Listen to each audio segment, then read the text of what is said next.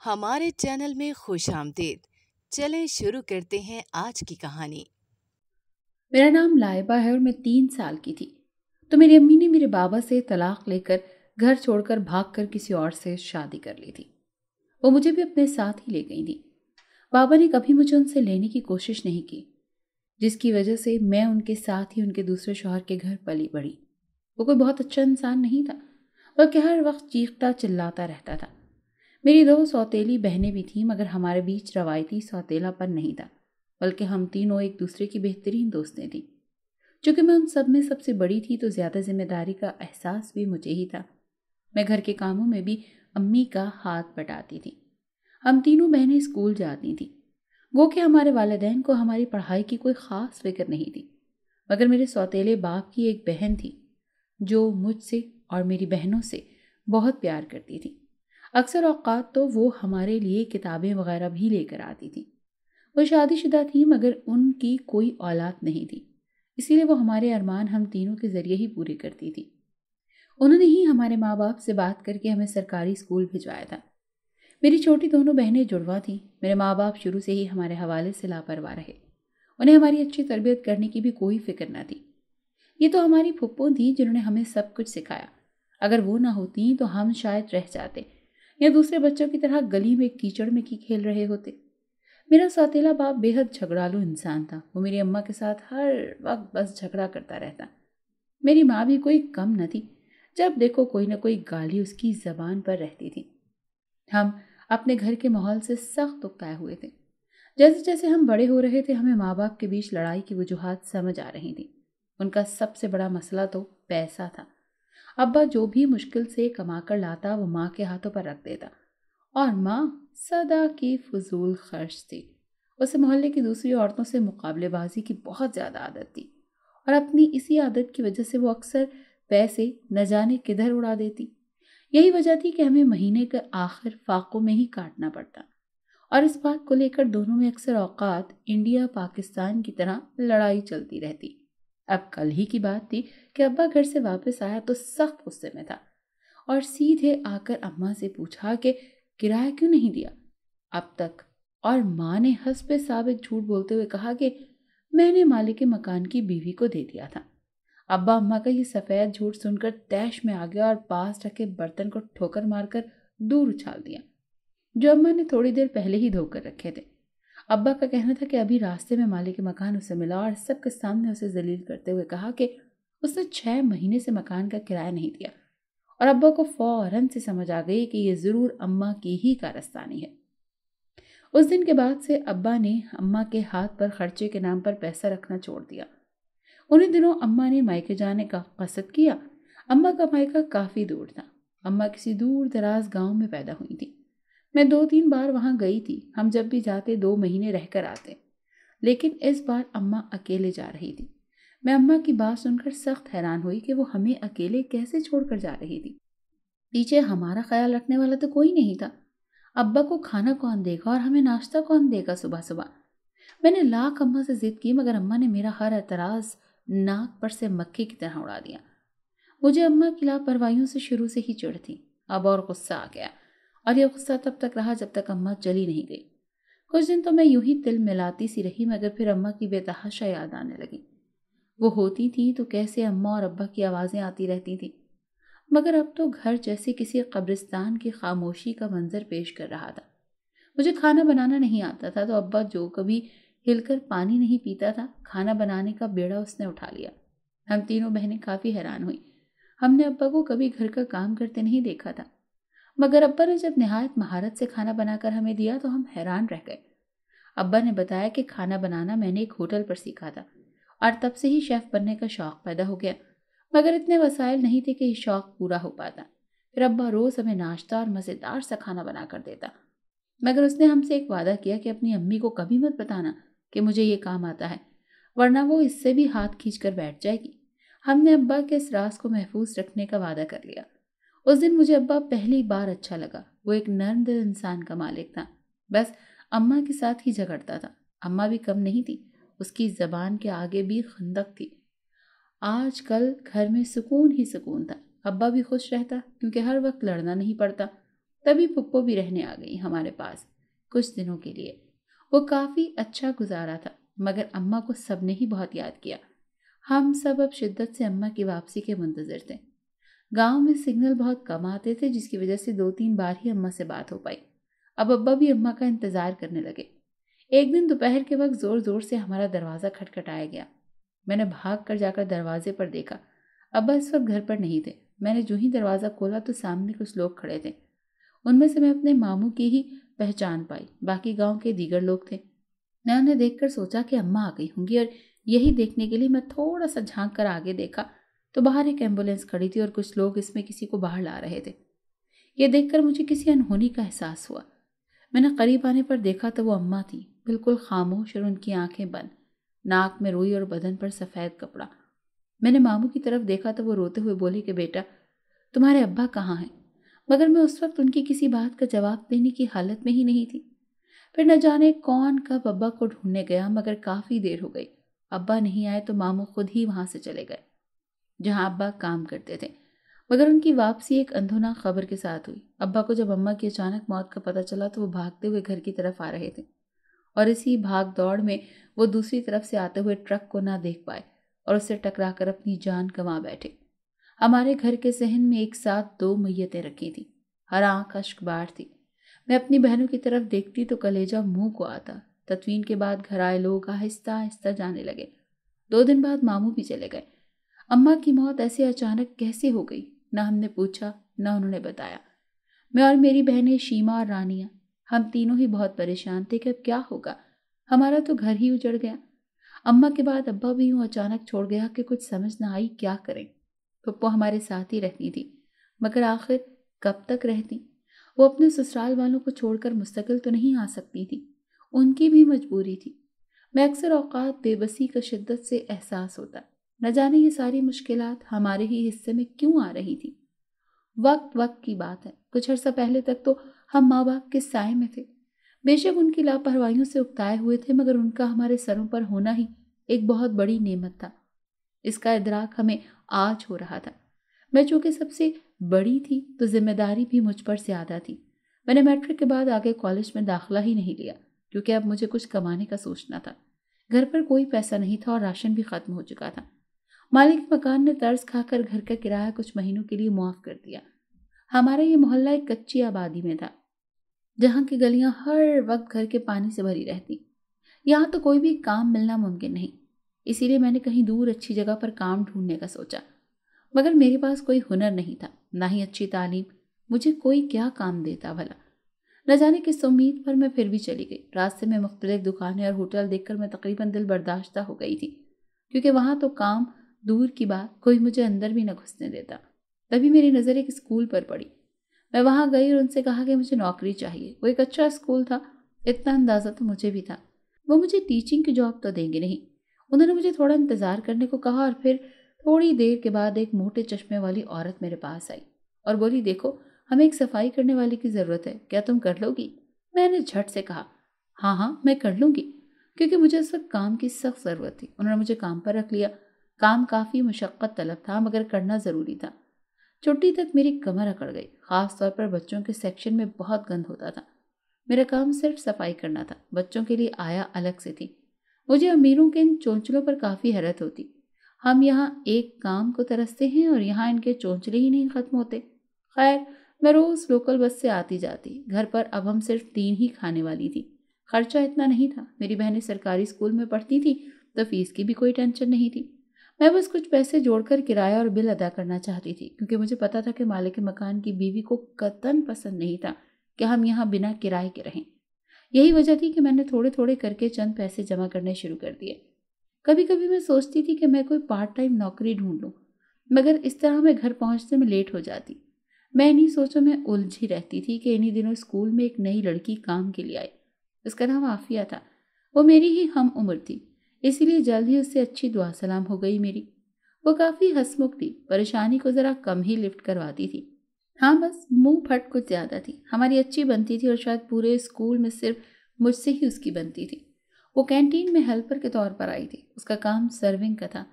ایک دن میں نے اسے کہا کہ میں ایک پارٹ ٹائم جاب ڈھونڈ رہی ہوں، کیا مجھے مل سکتی ہے؟ تو اس نے کہا، میں پوچھوں گی کسی سے۔ मैं उसकी बात सुनकर मुतमईन हो गई। मैं घर जाती थी तो शीमा ने खाना बनाकर तैयार रखा होता। मेरे पहुंचते ही रानियां फटाफट रोटियां डाल देती। शीमा के हाथ में बहुत जायका था और ये हुनर उसे अपने बाप से ही मिला था। एक दिन खाना खाते खाते मुझे अचानक ये ख्याल आया कि क्यों ना अब्बा की ख्वाहिश को पूरा किया जाए। मैंने इसी सिलसिले में शीमा से बात की और उसे कहा कि तुम्हारे हाथ में बहुत जायका है, क्यों ना तुम शेफ की ट्रेनिंग ले लो। मेरी बात सुनकर उसने कहा, मुझे भी शिद्दत से शौक है शेफ बनने का, मगर आप ही हमारे पास तो इतने पैसे ही नहीं हैं। मैंने कहा, तुम पैसों की फिक्र मत करो, जब तक तुम्हारा स्कूल खत्म होगा मैं पैसे जमा कर लूंगी, बस तुम हाँ कर दो और अब्बा का शौक भी इसी तरह पूरा हो जाएगा। मेरी बात सुनकर दोनों ने इत्तेफाक किया और उस दिन से मैंने एक एक पाई जमा करनी शुरू कर दी। एक दिन मुझे आफिया ने बताया कि उसे एक जॉब मिली है, मगर वो मुस्तकिल नहीं है, अगर तुम करना चाहो तो बता देना। मैंने कहा ठीक है, मैं कर लूँगी। वो एक वेट्रेस की जॉब थी। एक शादी का फंक्शन था जिसमें एक्स्ट्रा वेटरेस की ज़रूरत थी, जिसकी वजह से मैं और आफिया दोनों जा रही थी। वहाँ आफिया की हेल्पर के तौर पर मैं जा रही थी। तकरीबन काफ़ी बड़ी तकरीब थी, तभी मुआवजा भी वो लोग अच्छा दे रहे थे। इतने ज़्यादा लोगों में इस तरह सर्विंग का काम मैं पहली बार कर रही थी। शुरू में तो मुझे थोड़ी मुश्किल हुई, मगर फिर आफिया के हौसला देने पर मैंने दिलजमई से काम शुरू कर दिया। हमें ख़वातीन के हिस्से में ही रखा गया, मर्दों के लिए अलग वेटर्स थे। मैं कई घंटे खड़े होकर काम करते करते थक गई थी, इसीलिए मेहमानों के जाते फ़ौरन से पाँव पसार कर बैठ गई। ऐसा लग रहा था टांगें सुन्न हो चुकी हैं। मैं तो दूसरी लड़कियों को देखकर हैरान थी जो ऊंची हील में इतने मज़े से इधर से उधर जा रही थी। शायद वो इस सब की आदी थी और मैं पहली बार इस तरह का काम कर रही थी, इसीलिए जल्द थक गई। आफिया मुझे वहां बैठा देखकर मेरे पास आई और बोली, खाना खा लो। मैंने उसे कहा, नहीं, तुम ऐसा करो, मेरे हिस्से का पैक करा दो, मैं घर जाकर रानिया लोगों के साथ खाऊंगी। तो उसने मेरे साथ साथ मेरी बहनों के लिए भी अच्छा खासा खाना पैक करवा दिया। मैंने उसे कहा, ये तो शायद 4 दिन में भी ख़त्म ना कर पाए। उसने कहा, कुछ नहीं होता, कभी कभी तो मौका मिलता है इतना अच्छा खाना खाने का। खैर, मैं रात गए घर पहुंची तो वो दोनों जाग रही थी। मैं जानती थी उन्होंने अब तक कुछ नहीं खाया होगा। दरवाज़ा रानिया ने खोला था और मुझे देखते ही कहा, आप रोटी डाल दूँ आपके लिए, आप फ्रेश हो जाएं। तब तक मैंने कहा, नहीं, मैं खाना लेकर आई हूँ, तुम लोग परेशान मत हो, हम यही खाएंगे। काम के बाद उन्होंने हमें खाना भी दिया। मैंने सोचा वहाँ खाने के बजाय तुम लोगों के साथ खाऊंगी। रानिया, तुम जल्दी से खाना निकालो, मैं चेंज करके आती हूँ तब तक। ये कहकर मैं अंदर बढ़ गई। आज अच्छा खासा मुआवजा मिला था। मैंने पैसे गिने और उन्हें अम्मा के ट्रंक में कपड़ों के नीचे रख दिया। मैं बाहर आई और शीमा और रानिया को बताया कि पैसे मैंने कपड़ों वाले ट्रंक में रख दिए हैं। रानिया खाना ले आई, जिसकी इश्तिहा अंगेज खुशबू सारे घर में फैल गई थी। हमने बड़ी दिल जमाई से खाना खाया। खाने से फारिग होकर चाय पी और मैंने उन दोनों से कहा कि खाना संभाल कर रख दो, आधा पुप्पो को भी भिजवा देंगे। फिर मैं अंदर आकर बिस्तर पर जो गिरी तो सुबह खबर ली। मैंने उठकर नाश्ता बनाया और दोनों को उठाया। आज चूंकि इतवार था तो सभी घर पर थे। नाश्ते से फारिग होकर एक बार मैंने फिर संदूक में जमा किए हुए पैसे निकाल कर गिने। कुछ ही हफ्तों में शीमा का मैट्रिक होने वाला था और इसके बाद उसे कोर्स में दाखिला लेने के लिए अच्छी खासी रकम की ज़रूरत थी, और अभी तक जो रकम मैं जमा कर पाई थी वो काफ़ी कम थी। तभी मैंने सोच लिया कि आफिया के साथ मिलकर आज ही से कोई पार्ट टाइम जॉब ढूंढना शुरू कर दूंगी। इसी सिलसिले में मैंने आलिया को कॉल की और घर आने का कहा। उसकी बहुत सी दोस्तें पार्ट टाइम काम करती थीं। हमें उम्मीद थी कि उनके ज़रिए हमें कोई न कोई जॉब तो ज़रूर मिल जाएगी। तभी हम दोनों ने पूरी सुबह बैठकर उसके हर दोस्त को फ़ोन किया और कहा कि जैसे ही कोई जॉब मिले हमें फ़ौरन इत्तला दें। उससे फारिग हुए तो शीमा ने खाना लगने की इत्तला दी। हम सब खाना खाने बैठ गए। आफिया ने भी खाने की बहुत तारीफ़ की। मैंने उसे बताया कि ये जॉब शीमा के दाखिला फ़ीस जमा करने के लिए ढूंढ रही हूँ। हम सब की बहुत ख्वाहिश है कि इसे शेफ़ बने देखें। ये सुनकर आफिया मुस्कुरा दी और बोली, तुम लोगों की यह ख्वाहिश ज़रूर पूरी होगी। 2 दिन बाद ही उसने मुझे बताया कि एक जॉब है रेस्टोरेंट की, वहाँ उन्हें एक वेट्रेस की अशद ज़रूरत है, वो तुम्हें प्रॉपर ट्रेनिंग देंगे। मैंने फ़ौरन वहाँ अप्लाई कर दिया और इंटरव्यू में सिलेक्ट हो गई। शुरू में मेरी ड्यूटी एक हेल्पर के तौर पर थी और इसके बाद जब मुझे अपना काम सही से समझ आ गया तो मुझे मुस्तकिल वेट्रेस की नौकरी दे दी गई। ये एक 5 स्टार होटल था, इसीलिए तनख्वाह भी अच्छी थी। मैं सुबह स्कूल में और शाम तक इस रेस्टोरेंट में काम करती थी। थक तो मैं काफ़ी जाती थी, मगर इसका फ़ायदा ये हुआ कि शीमा के कोर्स की दाखिला फ़ीस जमा हो गई और इसका सामान भी आ गया। अब वो 1 हफ्ते से क्लासेस लेने जा रही थी। रानी ने आगे कॉलेज जाने का फ़ैसला किया। मैं नौकरी में मसरूफ़ हो गई। ज़िंदगी एक रवानी में चल रही थी कि इसमें एक पत्थर आ गिरा। मैं रेस्टोरेंट में अक्सर उस औरत को देखा करती थी। वो रोज़ आती और जाते हुए मुझे کافی بھاری ٹپ دے کر جاتی۔ حالانکہ وہاں اور بھی کئی کام کرنے والے لوگ تھے، مگر وہ ٹپ صرف مجھے ہی دیتی۔ میں کبھی کبھی تو حیران ہوتی کہ وہ ایسا کیوں کرتی ہے۔ ایک دن اس نے ایک کارڈ دیا جس پر ایک اچھی نوکری کی پیشکش کے ساتھ ایک ایڈریس بھی لکھا تھا۔ اندھے کو کیا چاہیے، 2 آنکھوں کے مصداق میں اگلے ہی دن مطلوبہ پتے پر پہنچ گئی۔ میں جس سے بھی راستہ معلوم کرتی، لوگ عجیب نظروں سے مجھے دیکھتے جیسے نہ جانے کیا گناہ کرنے جا رہی ہوں۔ بہرحال میں ایک رکشے کے ذریعے وہاں پہنچ گئی۔ رکشے والا ایک بڑے سے بنگلے کے آگے رک گیا۔ مجھے سمجھ نہ آئی کہ وہ یہاں کیوں رکا ہے۔ مجھے تو لگا تھا کوئی آفس ہوگا یا کوئی ہوٹل جہاں نوکری کے لیے کسی کی ضرورت ہوگی، مگر وہ تو ایک گھر تھا۔ بیبی، یہی وہ جگہ ہے جس کا پتہ کارڈ پر لکھا تھا۔ میں حیران ہوتے ہوئے نیچے اتری اور رکشے والے کو کرایہ دیا۔ وہ چلا گیا تو میں نے آگے بڑھ کر بیل بجائی۔ اندر سے ایک چوکیدار باہر آیا اور بولا، آپ کون ہو اور کس سے ملنا ہے؟ میں اس کی بات سن کر گڑبڑا گئی، کیونکہ مجھے تو اس عورت کا نام ہی پتہ نہیں تھا۔ میں نے کارڈ نکال کر اسے دیا اور کہا کہ یہاں مجھے ایک میم صاحب نے بلایا ہے نوکری کے لیے۔ کچھ دیر وہ مجھے گھورتا رہا جیسے کہ میں کوئی چور ہوں، پھر بولا، آپ ٹھہرو، میں پوچھ کر بتاتا ہوں۔ میں وہیں کھڑی ہو گئی۔ گرمی شدید ہو رہی تھی۔ تھوڑی دیر انتظار کے بعد وہ باہر آیا اور بولا، میرے ساتھ آؤ۔ میں اس کے ساتھ اندر چلی گئی۔ سامنے طویل ڈرائیو وے تھا اور اس سے آگے گھر کا اندرونی دروازہ۔ وہ مجھے دروازے تک چھوڑ گیا۔ اندر ایک ملازمہ کھڑی تھی۔ وہ مجھے دیکھ کر ڈرائنگ روم میں چلی گئی اور نہایت عزت کے ساتھ مجھے ایک صوفے پر بیٹھنے کو کہا۔ میں حیران ہو گئی کہ وہ اتنے ادب سے کیوں پیش آ رہی ہے میرے ساتھ، جیسے میں یہاں کی مالکن ہوں۔ اس نے مجھے ٹھنڈا جوس لا کر دیا اور کہا کہ آپ انتظار کریں، میں ابھی آ جائیں گی میم۔ انہیں اطلاع کر کے آئی۔ میں وہاں بیٹھی دیواروں کو گھور رہی تھی، تبھی کسی کے قدموں کی آہٹ سنائی دی۔ میں فوراً کھڑی ہو گئی، مگر جیسے ہی دروازہ کھول کر آنے والے شخص کو دیکھا تو میری حالت تو جیسے کاٹو تو بدن میں لہو نہیں جیسی ہو گئی۔ مجھے لگا میں اپنے قدموں پر کھڑی نہیں رہ پاؤں گی، کیونکہ آنے والا کوئی اور نہیں بلکہ میرا اپنا سگا باپ تھا۔ میرے دماغ میں ان کی بہت ہلکی سی شبیہ تھی، اس کے علاوہ صرف ایک تصویر جو ان کی جوانی کی تھی، مگر میں انہیں پھر بھی پہچان گئی کیونکہ ان کا چہرہ بالکل نہیں بدلا تھا۔ بالوں میں سفیدی ضرور اتر آئی تھی، اور میری اماں تو اکثر کہتی تھی کہ پوری اپنے باپ پر گئی ہے۔ تو میری آنکھیں میرے باپ کی طرح نیلی تھیں، اور آج انہیں اپنے سامنے دیکھ کر مجھے یقین آ گیا تھا کہ اماں بالکل صحیح کہتی تھیں۔ اماں نے کبھی میرے نام کے آگے سے میرے باپ کا نام نہیں ہٹایا تھا۔ میں نہ جانے کن سوچوں میں کھو گئی تھی کہ وہ آگے بڑھے اور بولے، بیٹی۔ میں نے اپنے قدم فوراً پیچھے کیے اور لہجے میں حد درجہ تلخی سمو کر بولی کہ نہیں ہوں میں آپ کی بیٹی۔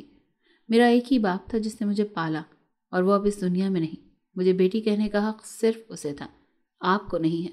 اور آپ یہاں کیا کر رہے ہیں؟ میں تو کسی عورت کے کہنے پر نوکری کے لیے یہاں آئی تھی۔ اگر مجھے پتا ہوتا کہ آپ یہاں ہوں گے تو کبھی نہ آتی۔ تو انہوں نے کہا کہ وہ عورت میں نے ہی بھیجی تھی، میں تمہیں کافی عرصے سے ڈھونڈ رہا تھا، اور پھر تم مجھے ایک دن مل ہی گئی۔ تم جس ریسٹورانٹ میں کام کرتی ہو وہ میرے دوست کا ہے۔ تمہارا سر نیم تمہاری ماں نے چینج نہیں کیا تھا، اسی وجہ سے تمہارا نام دیکھ کر میں چونک گیا اور مجھے تمہارے بارے میں بتایا۔ تمہیں دیکھ کر میں فوراً پہچان گیا کیونکہ تم میری ہی جیسی ہو۔ میں تم سے ملنا چاہتا تھا، تبھی اس عورت کے ذریعے تمہیں یہاں بلایا ہے۔ دیکھو، تمہاری ماں نے مجھے چھوڑ دیا تھا اور تمہیں بھی ساتھ دے گئی تھی۔ میری غلطی یہ تھی کہ میں نے تم سے ملنے کی کوشش نہیں کی بلکہ اپنا بزنس کرنا شروع کر دیا۔